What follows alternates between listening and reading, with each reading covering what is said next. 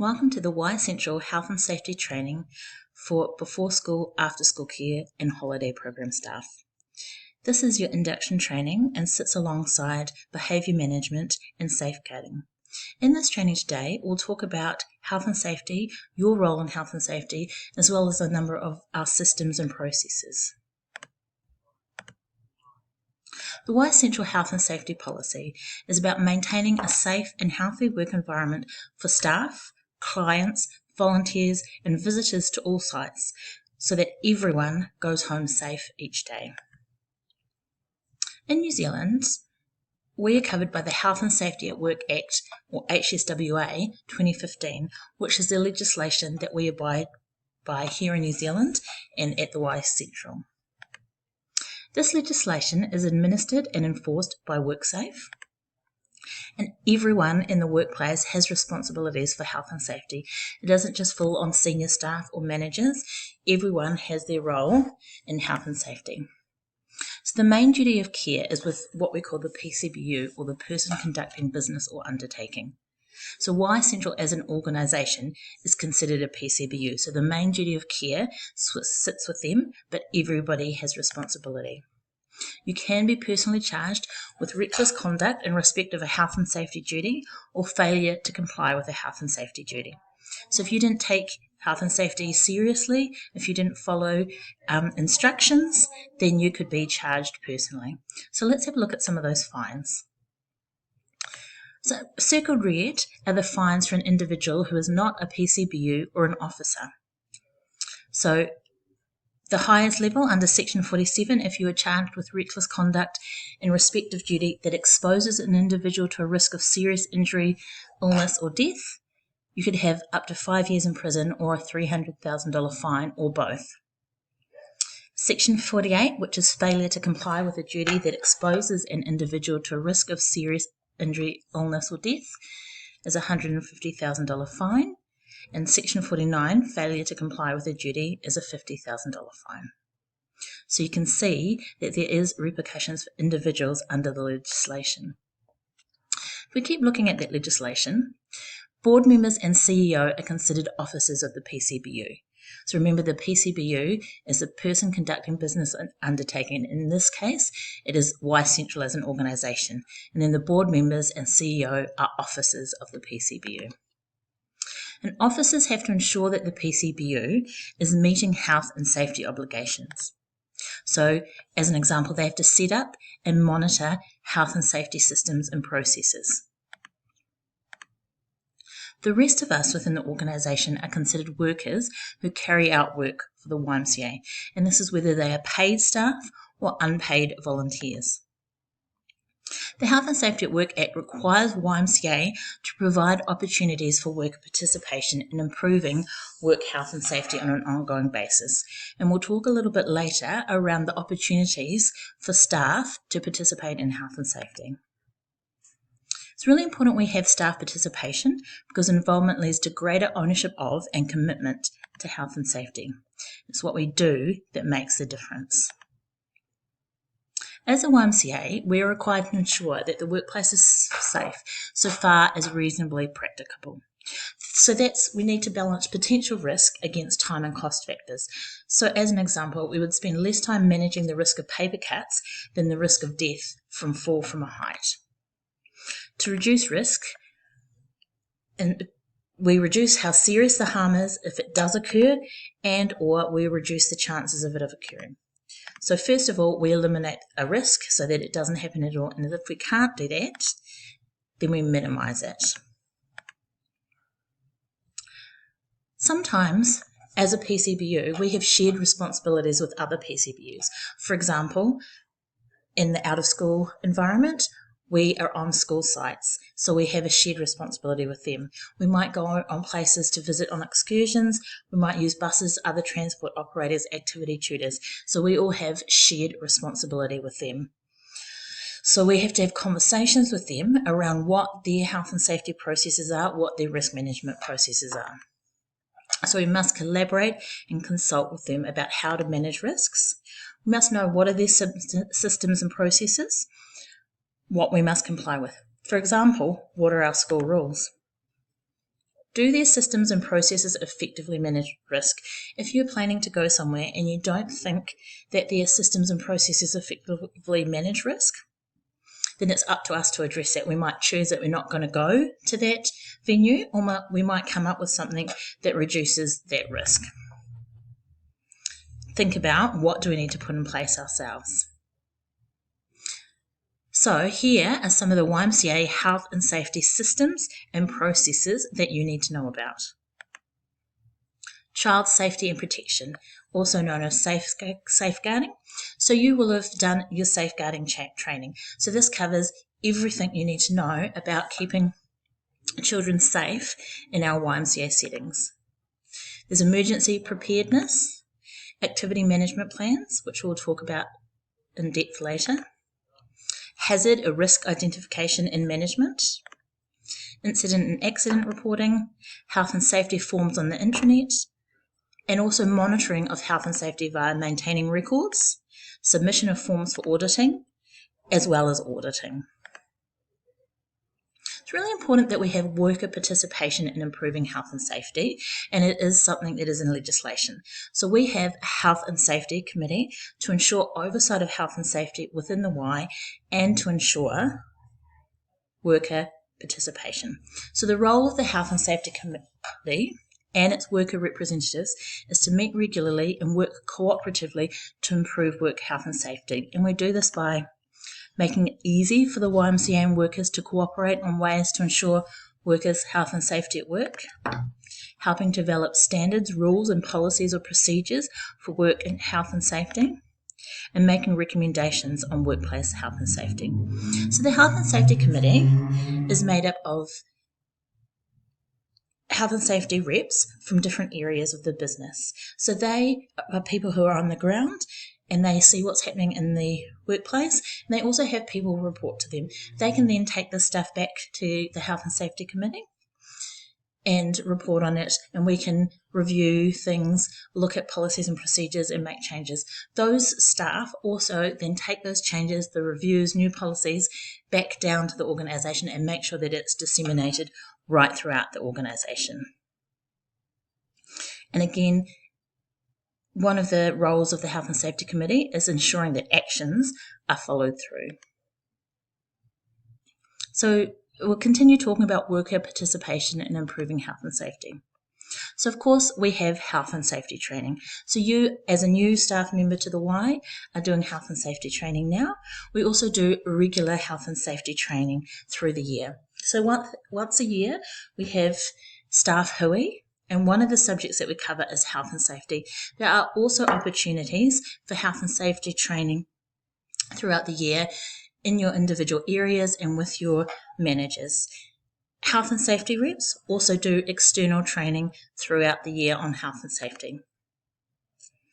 Team meetings where health and safety is discussed. It's really important that team meetings at all levels have health and safety as an agenda item. And as a worker in the organisation, you can bring up health and safety at these meetings. If you see something that doesn't sit right with you, if policies aren't being followed, if you see a risk, then that's a way that you can address those at the team meetings. And of course, it's important that you as a staff member take ownership and participate fully. So you contribute your knowledge and ideas in acting in child safety and protection, emergency preparedness, risk assessment and management, hazard identification and management, as well as incident debriefing. So we'll continue looking at some of the health and safety systems and processes here at the YMCA. So policies and procedures are really important. They are what underpin everything here at the Y. A little bit later on, I'll show you our intranet, and that's where you find all our current up-to-date policies and procedures. It's really important to get familiar with them ASAP, talk to your managers, get them to show you where everything is. It's also important that you know the checklists and forms and when to use them. Health and safety training. We've, as I said before, annual mandatory training, and this meets our MSD contract requirements. And team meetings should also have a health and safety component, so it should be on the agenda for every meeting. Things such as preparing and reviewing AMP forms, going over policies and procedures, identifying risks, talking about new risks that may have arisen. All that sort of stuff is really important. And talking about evacuations, fire drills, and debriefs. First up, we'll talk a little bit about child safety and protection. Supervision is really important when it comes to child safety and protection. And you'll hear us talk a lot about active supervision. So we have ratios within our out-of-school programs. When we have a program on site, we have 1 adult for every 10 children. When we go on excursion, it's 1 adult for every 8, and if there's a high-risk activity such as being around water, then it's 1 adult to every 6 children. We always have a minimum of 2 leaders within sight of each other. So even if you had 10 or less children, where the ratio is 1 to 10, we would still have 2 leaders on site. And that's to create safety for both our staff and the children. And it's important that we always know where our other leaders are. And we want to be engaging instead of just supervising space and activities. So one person always has to have overview of the room and space. And what I mean by that is if someone is engaged in playing a game of cards or doing colouring in, they're not going to be having oversight of the full room. So we want active supervision. So if one person is engaging with that activity, then another person has to have oversight of the room, know where the children are, know what the children are doing. Being in sight and sound of each other is really important. Can you hear what's happening with other groups of children? Can you see what's happening? A roll call must be done within 15 minutes of the program starting. So if it's a after school care program, by 3:15 a roll call has to be done, and you must know where those children on the roll are. If you have a child on the roll who doesn't turn up, then you need to be checking the school to see where they are, check with the classroom to see if they were there, ringing parents to see if they may have picked them up without telling anybody, and then following lost child processes. And as I said, following up absences, missing child process. And we need to do regular head counts. So best practice for that is every 30 minutes. This will vary depending on the size of your program. If you have a group of 10 kids, it's a lot easier to keep track of them, and you wouldn't need to do regular head counts as often as a group where you might have 100 children. We also need to make sure that we have sign in and sign out by authorised people. So your sites all have tablets, and we use those to sign children into our programs and sign them out. At a before school program, a parent would sign them into a program, and then we would sign them out to head to the classroom. And it'd be the other way around coming to after school care. So we as staff would sign them into the program, and then a parent would come and sign them out. Holiday program, a parent will sign them out and in at both ends of the program. And it's really important that they're being signed out by authorised people. That is, someone who is approved to pick them up. So when a parent enrolls their child, they'll give us a list of people who are authorised to collect them. And we need to make sure that when someone picks them up, that they're on the list. So if it's someone that you don't know, that you don't recognise, make sure that you ask for their name, get some idea of them, check against the list, and if they're not on the list, then we won't be able to pick them up. Now you can talk to your manager and get them to help you with that situation. It might just be a matter of the parent having forgotten to put the name on the list, and you give the parent a call and they'll give you permission for that person to sign them out. But it's really important that children are only being signed in and signed out by authorised people. Sometimes we have children who might walk to or from the program unaccompanied, and we do have forms that parents fill out to give them permission. We cannot let children leave the program unless they have written permission from their parent and that form is signed. If you have a parent approach you and asking about that form, then refer them to your site manager. Late collection is something that thankfully doesn't happen very often, but sometimes it does. Something happens and parents are late to the program. We want to make sure that we maintain child safety, and we never leave a program and leave a child unsupervised. We always have 2 staff members stay late at a program to make sure that a child is safe. Behaviour management also comes into child safety and protection. We want to make sure that we have safe programs where bullying and other undesired behaviours don't happen. So it's really important that we have good behaviour management strategies. So you will do behaviour management training as part of your new staff training, and that's also something that we redo every year. And throughout the year, there'll be opportunities for you to do other behaviour management training as well. As I talked about, safeguarding is part of that child safety and protection. So when we talk about safeguarding, it's everything we have in place at the Y to make sure that our staff, children and young people are safe. So how we do our recruitment practices to make sure that only safe people are coming into the organisation, how we do our inductions and making sure that staff are well inducted into the programs, how we set up our environment so there's no spaces that can be out of sight, making sure that we do active supervision. All that stuff is safeguarding to make sure that we're keeping children safe within our environments. We talked a little bit before about behaviour management, and one thing we don't tolerate on our programs is bullying. So we like to set up our programs and hope that we set up an environment where we won't have bullying, but bullying does happen, so it's something that's not tolerated. So if you are seeing bullying, please make sure that you refer to your centre manager and they'll help you manage that. So we'll do some incident reporting, which we'll talk a little bit about later, and then working with the families to make sure that that bullying stops. Toileting is something that's really important to make sure that we keep children safe. So we have separate toilets for adults and children. Sometimes in some of our spaces that's not possible. So if we do have a toilet where children and adults are having to use the same toilet, they don't use them at the same time. So we have some sort of process to make sure that adults using the toilets and children using the toilets are kept separate. On excursions, we have lower ratios in order to keep our children safe. So as I said before, 1 to 8 for excursions and 1 to 6 when we're in the water. Things like roll calls regularly help to make sure that we keep our children safe while on excursions. We also make sure that we have really good transport. So your managers and your area managers, when they're planning holiday programs, will look at transport and make sure that they have all the necessary requirements, necessary licenses and registrations needed for driving.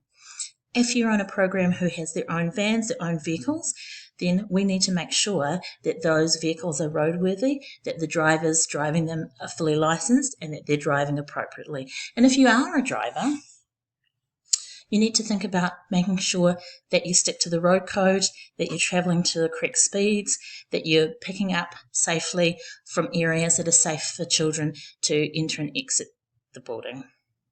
We also need to think about toileting when we're off-site. So we have toileting procedures to make sure that we keep the kids safe. We don't want children just going off on their own into a toilet where members of the public are there. So we have processes where an adult always takes a child to the toilet along with a buddy, and the adult will check the toilet prior to the children entering to make sure that that toilet's safe. And not just that there might be someone dodgy in there, but it might be unsanitary or dirty or other things in there that's not safe for the child to use. We also have pool safety rules for times when we're going to excursions for pools to make sure that we keep our children as safe as possible. Because we have transport, there is the risk of breakdowns and accidents, so that's something that we have to be wary of, and we have plans to put in place should those things happen. Animals are something else that we need to be wary of as well. It's always great to have animals come to our program or to go to places like Staglands as an example where there are animals, but we want to have particular processes to ensure safety, not just of our children, but also of the animals. And we want to do things like teach children about animal safety. As an example, not just straight away approaching a dog in public, but asking an owner first to see if they're safe to approach. One of the things we have to do is have emergency preparedness. And there's lots of different emergencies and they can happen, so we need to make sure that we are ready. Every single site has their own emergency management plan. These emergency management plans, or EMPs, cover things like bomb threats, serious injury or death, tsunami, flooding, gas leak, hazardous spills, suspicious mail, trespasser on grounds, violent intruder, earthquake, fire, lockdown. Lots of different things there, but we need to be ready just in case. So the emergency management plan will cover all those things off and tell you what you should do on your site to be prepared for them. So get yourself familiar with your emergency management plan. Ask your site manager where the emergency management plan is and have a look through it so you know what to do if any of those things happen. One thing that we do regularly is evacuation and fire drills, because that's something that is likely to happen out of all those lists of things. So we have to practice our fire drills and evacuation once a term for after school care. And we do it once a week for holiday program or holiday camps. When we do our fire evacuations and fire drills, we have to complete a form, and that's reviewed by a manager up one level. So how that is done is it's uploaded onto the intranet, and we will talk about the intranet a little bit later on. And then when it gets uploaded to the intranet, automatically it gets sent to the manager up one, who will review it and make sure that everything's safe. If you're a site manager, you'll be responsible for filling that form in. Or if you're a senior leader and your site manager is away, you'll be responsible for filling that form in. EpiPen drills are also a good thing to practice. If you have a child on site who's anaphylactic and they have an EpiPen, it's really good to have a practice. So different schools have different places where they store the EpiPen. For some schools or older children, the EpiPen might be kept with the child. Other places it might be kept at after school care in a kitchen or another area. Some schools will have it kept at the school office, and so you might need to practice how long it takes you to go to the office and retrieve the EpiPen and bring it back. Emergency response plans. These are for things like earthquakes, fire, tsunami, and flood. How do we respond to these things? There's general advice. So know what plans are for your specific site. These should be visible and referred to in site trainings and inductions. So we've already talked about the emergency management plans. So that covered that long list of emergencies that might happen. And you should be aware of where it is and read through so you know the responses. You should also have an evacuation plan and a fire evacuation plan on the wall of your building inside where it's really visible, so you know where the evacuation points are, where the meeting point is for evacuation. It's also advised to keep a fully stocked personal getaway kit at work and to keep emergency survival food and water on site. In an earthquake, keep calm. I know that's easier said than done, but it's important that we keep calm so the children keep calm. Stay indoors where practical. Keep away from windows and heavy furniture. Take cover, so get under a strong table or other sturdy structure. So that's where we drop, cover and hold. Then after the earthquake, if building is damaged, we'll need to turn off the water, electricity at mains. We do not turn off natural gas unless we smell a leak or hear a blowing or hissing sound, or if the authorities advise you to do so. If you're in a damaged building, try to get outside and find a safe, open place. Usually that would be your designated assembly area if it's safe to do so. Conserve your water. Treat any injuries, and when help is needed, go to your nearest civil defence post. For a lot of our out-of-school care programs, they're based on schools, and those schools are civil defence posts. Some other programs are within 1 or 2 kilometres of civil defence posts. So it's really important to get to know your area and get to know your civil defence post, so that if you have to move from your site where you are to a civil defence post, you need to know where to go. And if you're a site manager, it's really important that you know that information and you are sharing that information with your staff. If you do have to move to a location, You need to text the parents of the children who are in your care, but also your manager, so that they know that you've moved. And it's really important to advise manager of any damage that is sustained.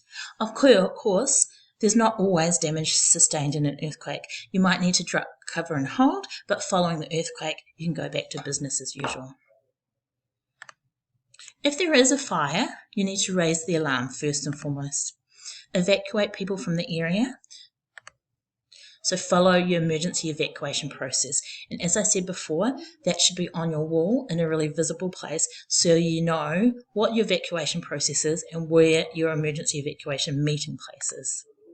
Call the emergency services. So remember, that's dial 111. Call your manager. And then if there's a tsunami or a flood, be prepared to get to high ground. You might be in an area that's high ground and you don't need to go anywhere, but other times you might be in a tsunami zone, so you might have to get to high ground. If you do have to leave, again, text parents if you move location. Turn off electricity supplies. Do not turn off natural gas unless you smell a leak or hear a blowing or hissing sound or are advised to do so by the authorities. If it is a flood, never go into flood waters alone. Do not go sightseeing around the area. Do not drink flood water. And if you have time to do so, move valuables, clothing, food and medicines above likely reach of flood water. When we have evacuation and we have fire drills, different staff will have different responsibilities, but make sure you know what's expected of you. We need to make sure that we have clear and accessible fire escapes. And that's not something that happens at the time of the fire drill, that's something that happens beforehand, so that if there is a fire, we've got clear and accessible fire escapes. So when we do our hazard checks, which I'll talk about later, we want to make sure that our fire escapes are clear and accessible. If you see a fire escape and there's things in the way, make sure you move them or talk to someone who has the ability to move them. When you are doing a fire drill or evacuation, take with you your child profile summary with attendance register. So your child profile summary is your list of all your children with all the information, contact phone numbers, allergies, medicines, that sort of stuff. Now it's on a paper form, and the reason you want to take a paper one is if internet goes down, then you've still got that form with you. And then you want to take your tablet that has your attendance register on it. Take your cell phone, and your cell phone should have emergency contact details loaded. So your centre manager should have a phone with all the details of the parents of the children in your care loaded into it. You'd want to take your portable first aid kit. You need to check all parts of the building and delegate someone to call 111. Obviously, you'll need to help those with disabilities. So there might be one staff member who's designated to help those specific children with disabilities, and then other staff members have different responsibilities. Obviously, keep the children calm and focused. Evacuate quickly, but don't panic. And that's why we do fire drill evacuation practices, because it teaches the children what to do. So if there is a fire drill or evacuation, they know what to do. They feel a lot calmer.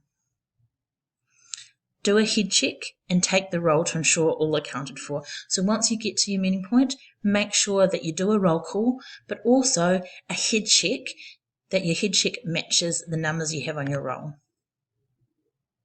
Following a fire drill practice, you'll have a debrief with staff and children.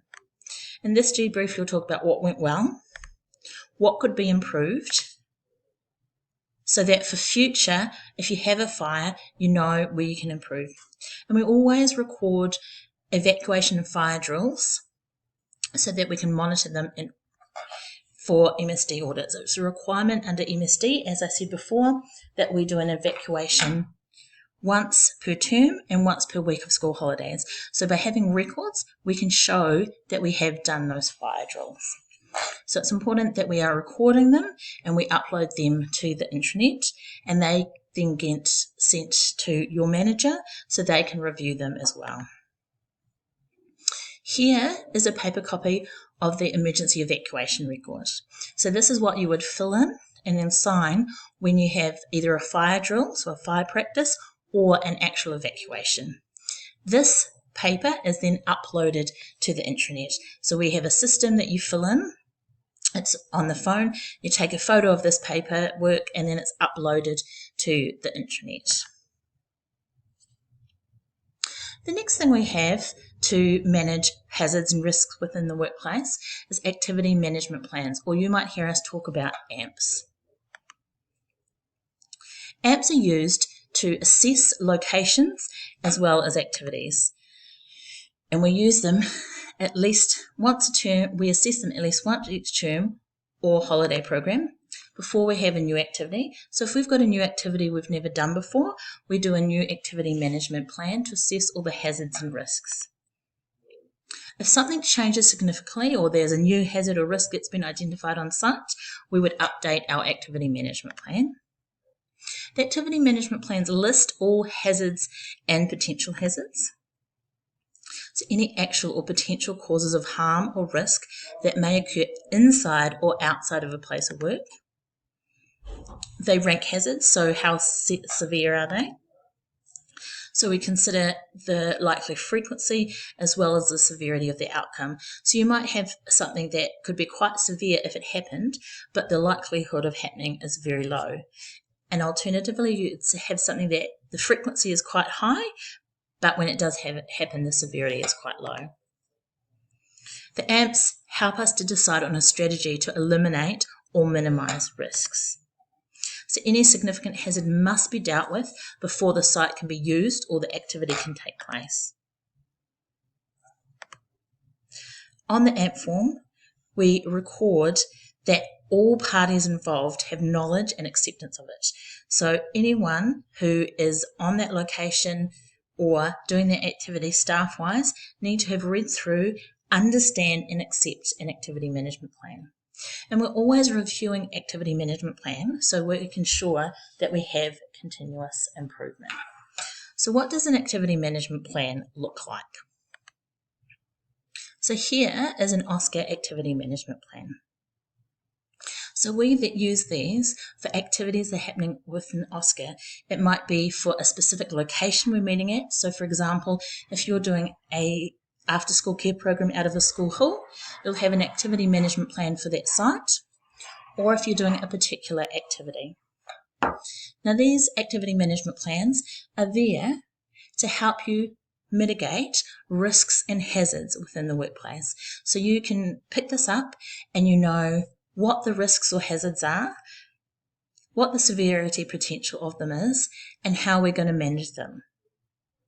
Now you will have heard me talk about risks and hazards, and I do use those two words interchangeably, but they are slightly different. So a risk is an undesirable outcome that we don't want happening. So it might be a broken bone. A hazard is what would cause that undesirable outcome. So it might be uneven ground as a hazard, so you'd trip over that and break a bone, but we do use them interchangeably. Now on this activity management plan, at the top is all the information about the activity. Things like what requirements instructors need, any permissions, who's going to be on site, if there's any communications, who their designated first aiders are, and so on. Down the bottom here, we have site-specific hazard or risk. So that's something that's specific to the site. So if I'm in a school hall, what hazard or risk is specific to that site? Below that is activity-specific hazard or risk. So that's a hazard or risk that's specific to that activity. So you might have an activity like soccer, where the hazard or risk is specific to soccer, regardless of what site that activity takes place with, that hazard's going to be there. But there might be a site-specific hazard on one particular site that is not there on another site. Over on the right-hand side, once we've identified risks and hazards, is the management. How are we going to manage those risks and hazards? And in the middle there is the severity potential. So you can see severity is on a scale from 1 to 10, 1 being low and 10 being high. Now we use the same severity scale as we do for incident reporting, and we will look at that severity scale a little bit later. There's also potential there. So L is low, so low potential of it happening, M medium, medium potential, and H high, high potential of it happening. Then over on the right, we have the result. So we've had a hazard, we know the severity and the potential of it, we've put in how we're going to manage it. What is the result? We might have eliminated it, so that's it, that hazard is not there anymore. That's really hard to do. It's very seldom that we actually eliminate a hazard. More often than not, we minimize it. So we minimize the severity or the potential of that risk.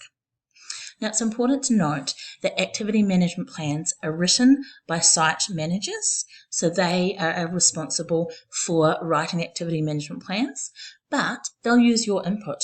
You might have seen a risk that they haven't seen before, and so they'll use that to put it in the activity management plan, but it's your responsibility as a worker to make sure you know and understand an activity management plan. So prior to the term starting or holiday program starting, you will be having briefing meetings to go through the activity management plan to understand the risks and hazards of the activities and the sites that you're working with and how you're going to manage them.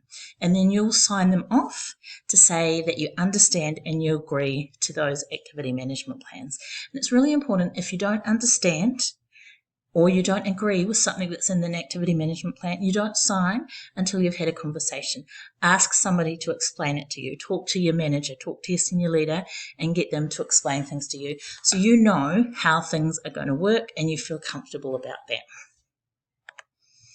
Now, I've just got here some typical risks and hazards which you may encounter in OSCR. This is by no means an exhaustive list. It's just an example. So risk: injuries from trips, slips and falls. What might cause that? Things like carpet edges, steps, cables, stairs, paths, slippery and or uneven surfaces, falling onto things or off things in activities such as rock climbing. We all know that kids like to be active and they can get out and fall off things quite quickly. A risk might be injury or concussion from objects or falling on the head or body. What would be the hazard? Could be rocks, balls being kicked around, TVs, large bookshelves. So there's lots of risks there and the hazards. So just pause the video here and just have a look at some of those risks and the hazards that cause them. This next activity is activity risk assessment. I use this target diagram because it helps me work out what risks and hazards are. So you can see right in the center in that red dot is risks. So risks are undesired bad things to avoid if running an activity. Those are the things we talked about before: broken bones, concussion, something falling on your head. In the yellow is the hazards. So those things that lead to those undesired bad things. What's going to cause those risks to happen? Uneven carpet, a step, stairs, things like that. Then in the green is actions to manage. What can we do to eliminate or minimize those hazards? That's those things you're going to put in place to mitigate those risks and hazards. Now, even though we put as much time into mitigating risks and hazards, sometimes emergencies happen, and we also need to have an emergency response. So around the outside is the emergency response. What actions would take place if bad things did occur? So now, here is an activity risk assessment exercise. So what I want you to do now is pause this video. You're going to have a look and choose one of these pictures here. There's a number of risks in them, and complete a target diagram for one of those activities. So you might choose the top one with the hammer, and in the middle you put the risks, the hazards, then you're going to put your actions and come up with emergency responses.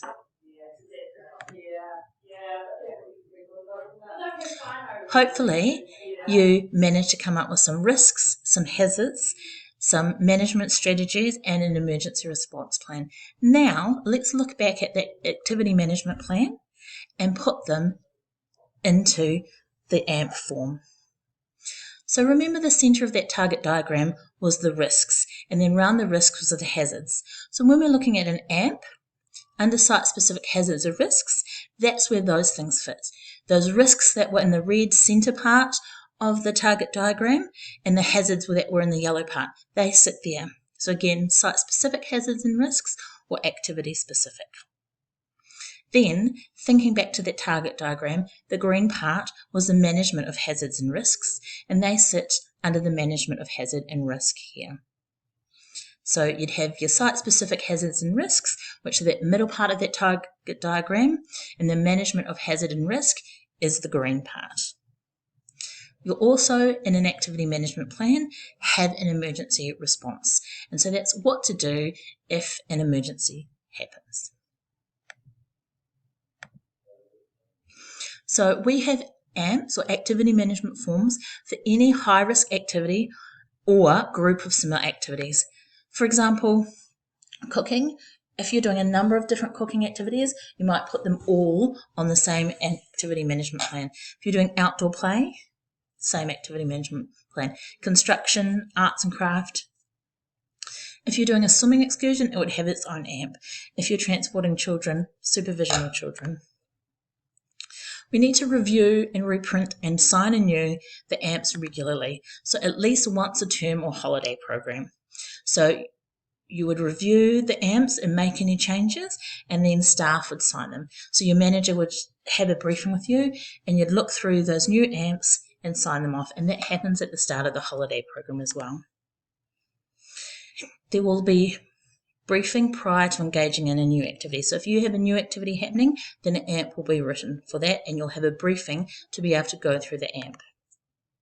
If something changes on your site or in an activity, then that will be added into the AMP, and you'll be given the opportunity to review it and re-sign it again. And when new staff start, they will be given the opportunity to review the AMPs and sign them as well. And we want to make sure that we are keeping it fresh. We're not just playing lip service, we actually are reviewing. So site managers will make sure that they do review regularly, and that they'll be signed off by their manager, and then they'll be given to you. You'll be given a chance to read through it, and make sure you do read through it, and if you don't understand it, ask questions, and then you can sign it off. We just talked about activity management plans. Now we're going to look at the intranet and the health and safety forms on the intranet. So what you can see on this page here is the health and safety page on the intranet. Now the intranet is our intranet with all our policies and procedures, forms and important information on it. And this page here has links to incident reporting.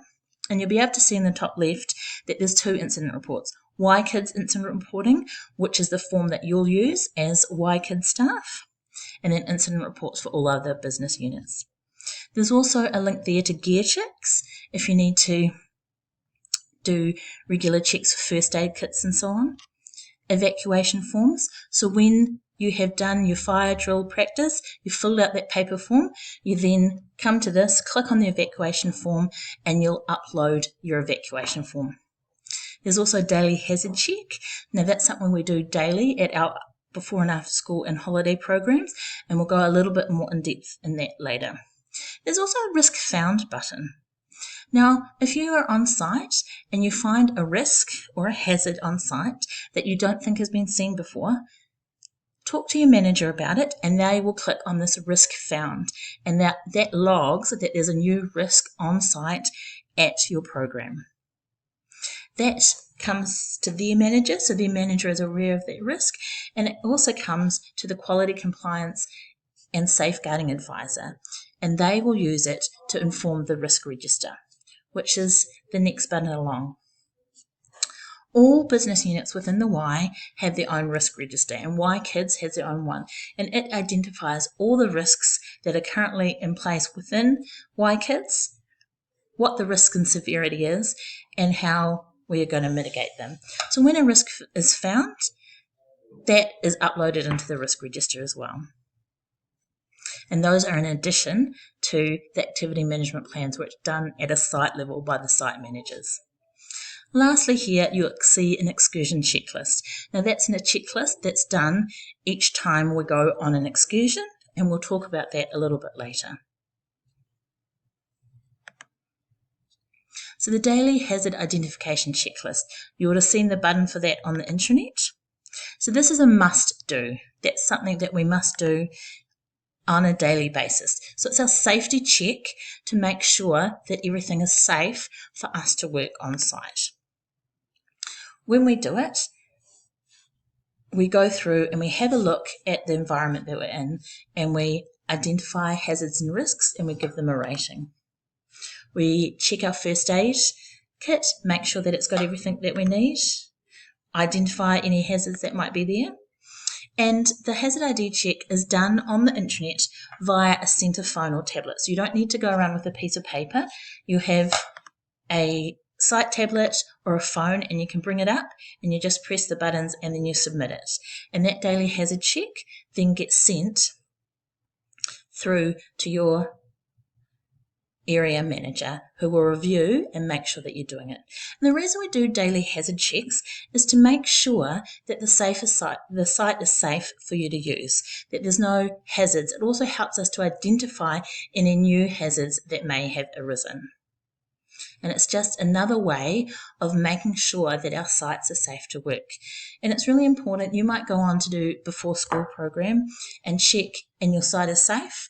But if you're at a school or a community centre, there may have been other people through the doors during the day. So when you come back on site in the afternoon, there could be some risks that weren't there in the morning. So it's always good just to do a check and make sure that it's safe in the afternoon as well as in the morning. The other thing that you would have seen on that intranet is incident and accident forms. Incident and accident forms are used for recording incidents, accidents, and near misses.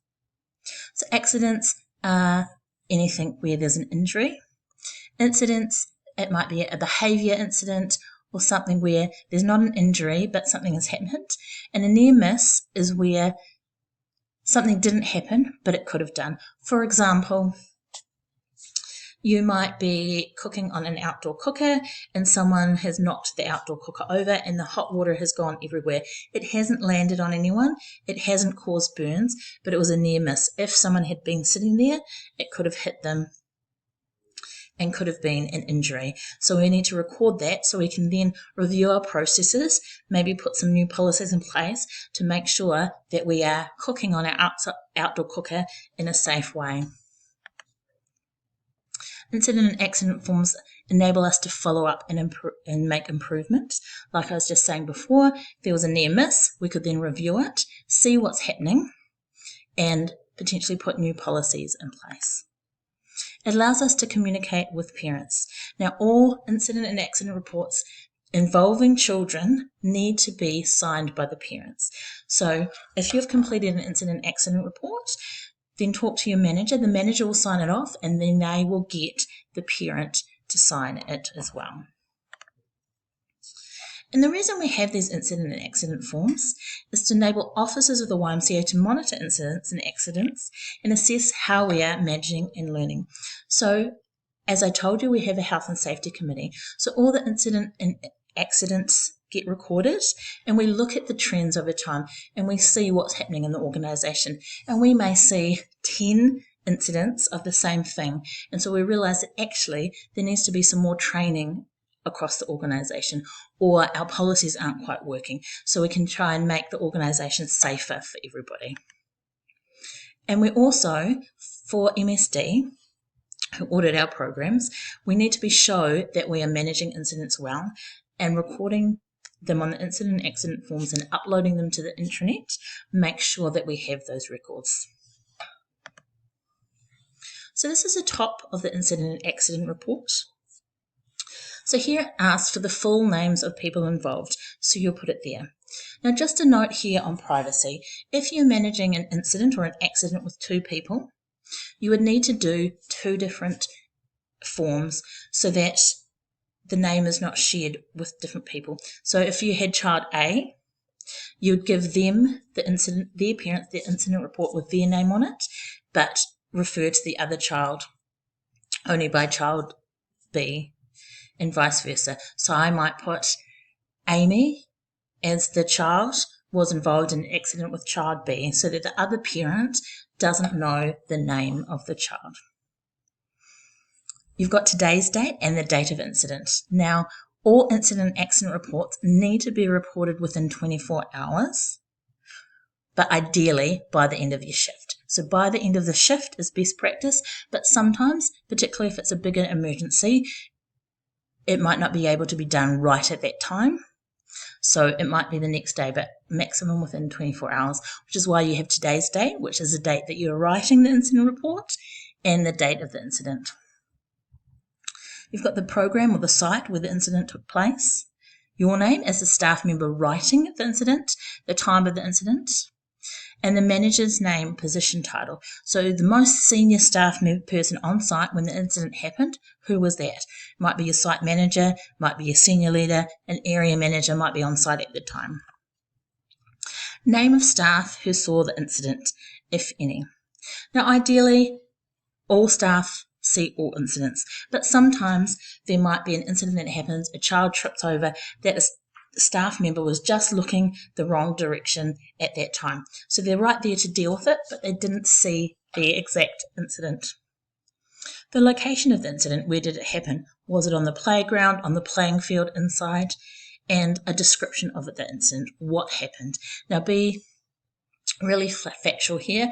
Don't put in your thoughts, what you think happened, just exactly what you observed and what was told to you. Then the next part says, was anyone hurt in this incident or accident? So yes or no. If yes, who was hurt? So if there were 4 people involved in the incident, there may only be 1 person is hurt, so you put that name in there. A description of what injuries happened, a description of any first aid given, and who gave the first aid. So the person who witnessed the incident might be different to the person who was giving first aid. Now, it's really important to note here, you're asking, was there a head injury, yes or no? Now, all parents and guardians must be notified immediately if there's any head injuries, even a minor one, because we don't want a child to go home and have delayed concussion and therefore them to go to sleep and not wake up or something else to happen, because head injuries can be bad even if it looks minor. So we need to make sure that we are telling parents. So if you're dealing with an incident or an accident where there has been a head injury, you need to tell your manager straight away and they will get in touch with the parent and guardian. It might just be that they send a text to say, hey, little Joey fell over and hurt their head today. They're fine at the moment, but we're monitoring them. Now on this form, it also asks you to monitor the head injury. So if there's no change in consciousness, that's fine. If they become drowsy, sick, confused, then you'd again contact the parent and say, hey, so-and-so hurt their head. They're now being drowsy, sick, confused. Can you please come and contact them? If they lost consciousness, you would phone 111 emergency services straight away. On the last part of the incident form is where the parent or guardian signs. So they put in their name. They can put in a comment. That's up to them. And they sign and date it. And it's important that all signatures are completed because this shows that the debrief process has been followed. Then the manager will put a comment. So that might be they include practical measures undertaken to prevent similar incidents. And then we do a severity scale. So we've got minor, which is 1 to 3, medium, 4 to 5, major, 6 to 7, and life-changing, 8+. Now this is the same severity scale that we use for activity management plans, and we're going to look at the severity scale in a few seconds. So once this is filled out, then the manager is going to sign. So the manager will sign and date it, and they're responsible for discussing the form with the parent or guardian. Now here is the severity scale. So we've got the severity ranking, so 1 to 5 here, and different things. So there's impact on participation, injury, illness, social or psychological damage, environmental damage, or incidents. So, for example, at level 1 severity, environmental damage would be littering. At a level 5, environmental damage would be walk through sensitive ecological area, destroying some plant life, toilet enclosed or watercourse. So you would use this to look through and see where you think the severity sits. So then this is the next part of that severity form. So level 6, 7, 8, 9, 10. So by the time you get to 10, that's a really big deal, a life-changing incident. And it's important to note that all incidents level 6 and above get reported straight away to the board. So the CEO and all the senior leadership team get identified when a level 6 incident comes through, and they then inform the board members and the board chair about it. So when you have a level 6 incident, you need to tell your manager straight away. So your site manager will ring through and tell their area manager straight away that a level 6 incident has happened, and they'll inform the CEO. When you have a level 4 or above, you need to tell your manager. So level 1 to 3, the incident form gets filled out, uploaded, and that just gets sent through the manager. Level 4 plus, the site manager will tell their area manager. Level 6 above, the site manager will tell the area manager, who then tells the CEO, who tells the board. The other thing you saw on the intranet was the excursion checklist. So here's a picture of what the excursion checklist looks like, and we fill these out for every excursion we go on. Much like the hazard identification checklist, these can be put on the centre cell phone or tablet. So they can come up and you can fill them out. So as I said, these are done for all excursions, and it can be completed on the centre phone or tablet.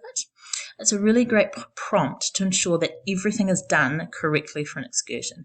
So the site manager might do this, or they may delegate it to yourself to make sure that everything is checked off for an excursion.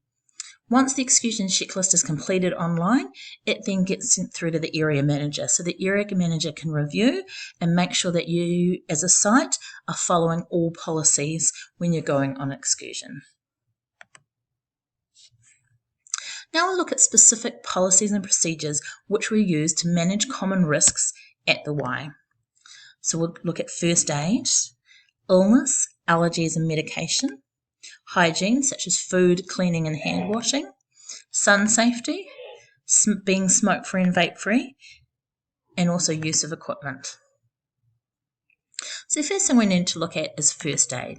Now we have to have a minimum of one first aider on site at all times.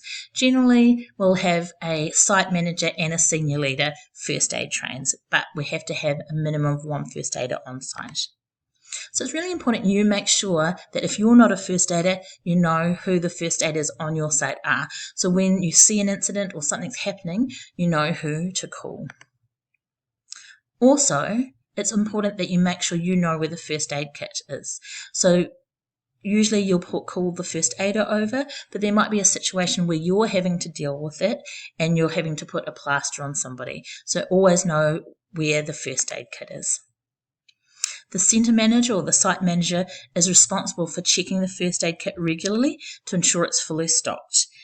So they do this as part of the hazard ID process, but once a term they do a first aid stock take to make sure that they've got enough of everything, and then they'll do an order to make sure that the first aid kit is full. So if you're a centre manager, you need to be making sure that that first aid kit is fully stocked. And just a note, in the case of blood, make sure you protect yourself from contact. So use disposable gloves. So there should always be disposable gloves in the first aid kit, because that's personal protection to protect you from blood. Now we're going to talk about illness, allergies and medication. It's really important that we have a child profile summary. So the child profile summary is a list of all the children in your care, and it outlines all the information. So contact details, people who are allowed to collect them, swimming details, any illness, allergies, and medication they have. This information is all on Pizzazz, which is our database, so you can access it via your site laptop or tablet, but there will also be a printed child profile summary. Again, this contains conditions, allergies, and it needs to be in a prominent place and updated regularly. So the site manager will make sure that it is updated regularly so we have the most up-to-date information and that's in a place that's easily accessible. So ask your site manager, where's the child profile summary, and get them to show you a list of all the children with allergies, illness, medication. It's really important that you know the children on site who have special behavioural conditions. They may have specific triggers, particularly who have allergies, and if those allergies are anaphylactic, who has particular illnesses. So it's really important that we get to know our kids and know those special conditions. So if you go on site and you're going to a new site, make sure you ask, is there any children I need to know about allergies or anything important? When we have children on site with allergies, we need to make sure that we are making good food choices, that we have alternative foods available for those children so they're not eating allergens. And that if we're doing cooking, that we have alternative ingredients, or making sure that we do activities that don't include those allergies. So the site managers who are planning alongside their senior leaders to do cooking activities will make sure that they have activities that don't include allergens, or if it does, that there's alternative foods available. But it's important, as I said before, that you know who has allergies. So when you're serving afternoon tea, you know who to give what food to. When you're doing an activity, you know who can and can't handle food. Some children will have anaphylaxis, so it's really important that we have a plan in place. If you have a child on your site who has anaphylaxis, you should have an anaphylaxis plan there in a prominent place for you to follow. And you should know what the plan is. You should know where the EpiPen is held, what to do with it, and it should be rehearsed. So talk to your manager, find out what children, if any, are anaphylactic. And if you do, know what the plan is, know where the EpiPen is, know who's responding to it. Some children have conditions such as diabetes, and it's important that we have management plans in place with that, and that will be done with the parents, the site manager, and any information you need to know will be passed down to you. But don't be afraid to ask questions to make sure that you have all the information you need to be able to manage conditions. And staff need to be trained. So if you have children on site with particular conditions, and I'm using diabetes as an example, all staff will be aware and trained in that. Medication is something that happens. We often need to give children medication, whether it's just short-term because they've got an illness at that moment, or ongoing medication. But we can only give medication with written permission. We need written permission from a parent to give medication. And that comes in the format of a medicine administration form, which I'll show you shortly. And that medicine administration form will tell us what the medicine is, what the dosage is, when it's going to be given, and so on. When a child is given medication, they need to be cited taking that medication. We can't just give it to them and let them walk away. We need to cite them taking it, and 2 staff members need to do it. So one staff member is giving the medication and the other staff member is citing that that medication was taken. And we need to record every time we give medication. It needs to be signed by the person giving the medication, by the second person who witnessed, and then by the parent when they collect. So it's really important that the parent is signing every day that the medication has been given, so that they are aware that medication has been given. And it's also really important that medication is kept secure so other children don't have access to it. Now this here is a consent to administer medication form. So your site manager will have these on site, and if a child comes who needs a medication, the parent will fill this out. So if you have a parent approach you about medicine, refer them to your manager and say that they need to to fill out a consent to administer medication form. We can't have anyone have medicine administered without getting this form filled out. So if somebody comes in and hands you medicine, you need to check with the manager that they have the consent to administer medication form. So on this form, the parents will put the name of the child who's having the medication administered and details such as what the medicine is, the dosage, the instructions for administering, etc. There's also there dates from and to. So as I said, someone might be on a course of something short term, so it might be 10 days. Sometimes it might be a little bit longer. But we're putting dates. We will get these done every term to make sure they're as current as possible so that any changes to medication are picked up.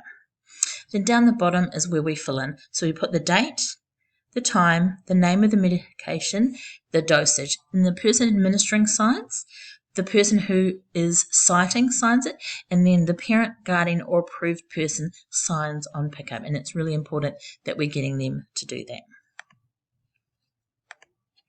Talk a little bit about illness now. So sometimes we have children who may come to our program ill or who fall ill while they're on program. It's really important that we make them comfortable in a quiet, supervised spot. So preferably away from other children. A, so that they have a nice, quiet spot, but B, also to reduce infection if they have something that's a little bit contagious. So we should have things like pillows, blankets, beanbags on our sites to create a nice, quiet spot where a child who's not feeling so well can go. If a child is sick, let your centre manager and senior leader know, because it might be they need to ring a parent to ask them to come and collect. They might ring a parent to ask for advice. Sometimes there's other reasons that a child's feeling ill and that parent might have that information. So if you know that a child's feeling ill, make them feel comfortable. Go and tell your centre manager and senior leader and they will manage it. They will call a parent or caregiver if necessary. Obviously, in an emergency, call 111, call an ambulance. Oftentimes working with kids, we do have vomit. So in the case of vomit, you have to clean up. Make sure you use disposable gloves and disinfectant to clean up. So wash hands very well afterwards. So that's about protecting you, but also stopping infections from spreading as well. And we want to take precautions to limit spread of infection because we don't want you as staff to fall sick or for other children in the program to fall sick either. So pay close attention to hygiene, disinfection, cleaning, hand wash. Wear disposable gloves when dealing with blood, body fluids and vomit. And also, if you are preparing food, always wear gloves when you're preparing protein foods such as meat and cheese. Cover cuts and dermatitis. Wash hands and forearms thoroughly on arrival and departure, after messy outside play, after cleaning up blood, body fluid, vomit, etc. Stay away from work if you're contagious. And in the event of an outbreak, such as chickenpox or measles, if you haven't been vaccinated, either child or you will be excluded for a time. And parents will be notified of email when there are outbreaks of infectious diseases, things like head lice as well. And that will be the site manager will let the office know and the office will send out an email. We do follow the Ministry of Health guidelines. So this is just an example, but the Ministry of Health have guidelines that will tell us how the disease is spread, what the symptoms are, so we know what to look for, and what the time between exposure and sickness and what the exclusion from school is. So that will give us advice on how long we need to exclude people for. So that's not a decision made by you. Your centre manager would do that in conjunction with the area manager. And that brings us on to cleaning, to make sure that we have clean environments to work out of. So it's really important that any cleaning equipment and chemicals are kept in a lockable cupboard. We do not want children to be able to access them because we don't want them to be able to drink or have access to chemicals. There's some daily duties. Now this will vary depending on your site. Some sites have to do all these duties. Other sites have cleaners that will come in and make sure that our environments are clean. But what we need to do is make sure that we have floors that have been swept and vacuumed, that bins are emptied. We don't want rubbish sitting around for a long time. that we're wiping down all benches and surfaces, and that we're washing, drying and putting away all dishes, that we're cleaning toilets, hand basins and mopping bathroom floors. And there's some weekly duties as well, things like mopping all floors, cleaning fridge, oven and food storage, emptying the vacuum, sorting, tidying and maintaining toys, games, art equipment and gear. Now, have a chat with your manager around what of these are daily duties. As I said, some sites will have cleaners to come in and some sites will need to do all these activities. But generally things like maintaining toys and games, cleaning fridge, that sort of stuff is the responsibility of our programs. Now, we do serve food in our out-of-school programs. After school care, we serve afternoon tea. Sometimes in a holiday program, we might serve food, and we do food activities. And food hygiene is critical because we need to meet legal requirements. So we have the Food Act, which we need to follow. We want to encourage healthy eating, so when we provide food, we try to be consistent with that and provide food that is consistent with healthy eating. Now, under the Food Act, you need to have a food control plan to serve cooked foods. And after school care, we don't have that food control plan, so we need to serve shelf-stable foods. So that's things such as fruit, veggies, biscuits, crackers, popcorn, things that are not going to go off. We don't cook food to serve for afternoon tea or baking, and we don't serve high-risk foods. That's your meat, shellfish, soft cheeses, anything like that that needs cooking. Basic food that is shelf stable. Now, and having said that, we can do cooking as part of an activity. It's okay if the kids are cooking themselves and we have clear learning outcomes, then we can cook. Now, obviously, we need to make sure that food hygiene is kept while they're doing the activities as well. We need to make sure that alternative foods are available for participants with allergies. So if you have children on site with allergies, need to make sure that alternative foods are available and that we are making sure that the child with allergies is not interacting with the allergen. If we have children with anaphylaxis, we will try not to have that allergen on site. And obviously respect the food requirements of different religions and beliefs as well. Now remember, food hygiene: clean, cook, chill. Follow the 3 C's can help keep you and others safe from bugs in food and reduces the chance of food poisoning. So if we talk about clean, make sure we wash surfaces, chopping boards, utensils with soap and hot water and rinse in clean water. And we do this before we use them to handle and prepare food, between preparation of raw and cooked foods. Now, as I said before, we don't have a food control plan, so we won't be doing raw and cooked foods, but that's just so that you're aware of that if we were doing a cooking activity with the children that might have raw foods in it. Carefully wash and dry all food storage containers before use. So you wouldn't open a food storage container and use it straight away. You want to wash and dry it before you use it. Use different sponges or cloths for dishes, the bench and the floor. So you're going to keep them separate. You're not going to use the same cloth or sponge for the floor that you'd use for the bench. Use paper towels to clean up messy spills, then wipe with a cloth in hot water and detergent. Paper towels are a great way to make sure that messy spills get thrown out and there's no spread between areas.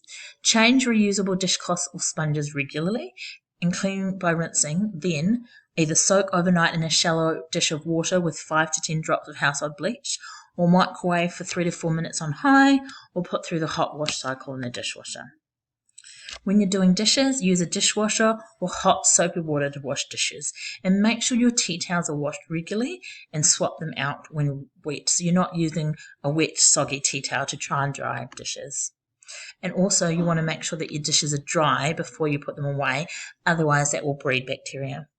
Always cover stored food, so whether it's with Glad wrap, foil that you're putting in an airtight container, even if they're in the fridge or a cupboard. In fact, especially in the fridge, all things need to be covered. And keep raw meat and chicken away from ready-to-eat food, fruit and vegetables. Again, in a Waikato environment, we shouldn't be having raw foods like raw meat and chicken because we don't have a food control plan to prepare those. But if you do have meats, storing at the bottom of the fridge to prevent any juices. Sometimes, if we are on a school site, we might be sharing our fridges with the school and they may have products in there. So we just need to make sure that if they have things like raw meat and chicken, that we're storing it away from ready to eat foods, because we don't want, harmful bacteria dripping onto other foods. The next thing we need to think about is sun safety. So we want everybody to be safe out in the sun. So children and staff are expected to wear sun hats when outside during terms 1 and 4, because you can still get sun damage even during after school hours. No hat, no play outside. Now the first week of term 4, there'll be a little bit of lenience in this as kids are starting to remember to bring their sun hats. But after that, no hat, no outside play. Some of our sites will have spare hats for children or staff who forget to bring their own. And children are expected to use sunscreen when outside during terms 1 and 4. Unless the parents state otherwise on the child profile, some children are allergic to sunscreen or particular types, and their parents will send along a particular type of sunscreen or say that they can't have it. And the YMCA provides sunscreen, and that's for children but also staff to protect them. That's your personal protective equipment. And drinking water should always be made available at all times. Now, on holiday programs, children are required to bring drink bottles because obviously sometimes we're going on excursions and there might not be drinking taps available.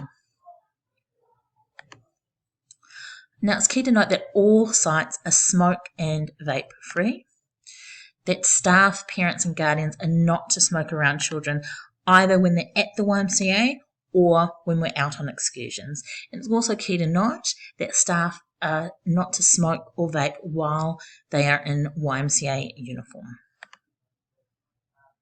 So it's really important that we follow all our health and safety rules.